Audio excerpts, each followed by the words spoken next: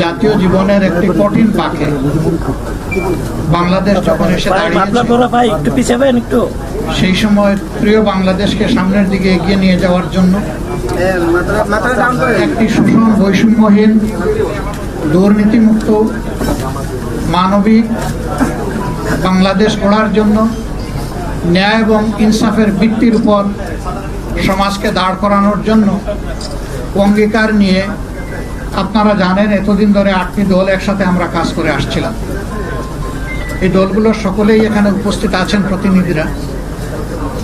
তার সাথে আলহামদুলিল্লাহ আজকে আরো 2টি দল আমাদের সাথে সম্পৃক্ত হয়েছে।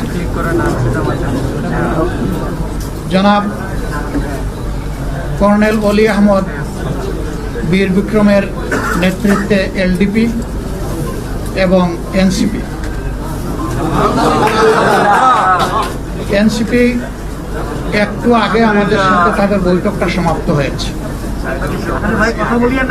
তারা এই বৈঠকে আসার সময় এবং সুযোগটা পাননি। তাছাড়াও দলীয় পরিসরে তারা একটা মিটিং করে আজকে রাত্রেই আমাদেরকে তারা জানিয়েছেন যে তাদের এখানে সম্পৃক্ততার ব্যাপারটা তারা আপনাদেরকে পরিষ্কার জানিয়ে দেবেন ইনশাআল্লাহ। তাদের আহ্বায়ক নাহিদ ইসলাম সরাসরি কথা বলেছেন আমাদের সকলের সাথে, আমরা উপস্থিত ছিলাম এবং তিনি তাদের সিদ্ধান্ত আমাদেরকে অবহিত করেছেন। তারা আরেকটি প্রেস কনফারেন্স করে তাদের সিদ্ধান্ত আপনাদেরকে ইনশাআল্লাহ জানিয়ে দেবেন।